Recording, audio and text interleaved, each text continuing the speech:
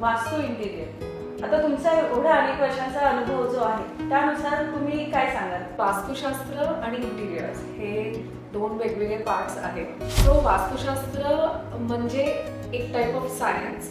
दैनंदिन जीवनामध्ये जेवढं पण आपण खटाटोप करतोय, आपलं लाईफचा जो दर्जा आहे, गुणवत्ता आहे, क्वालिटी ऑफ लाईफ इन्क्रीज करण्यासाठी जे जे करू शकतो ते करण्यासाठी बेसिकली आपण सुरुवात करतो. कोणत्या प्रिन्सिपल्सच्या आधारात आपण ते बनवलं पाहिजे त्याचं जे शास्त्र लिहिलं गेलं त्याला ऍक्च्युली वास्तुशास्त्र म्हणतात. इंटिरियर डिझायनिंग म्हणजे काय की अंतर्गत रचना. तर ती अंतर्गत रचना ही कुठल्याही स्पेसची असू शकते. मग ते ऑफिस असू शकतं, घर असू शकतं, ॲज आय टोल्ड यू.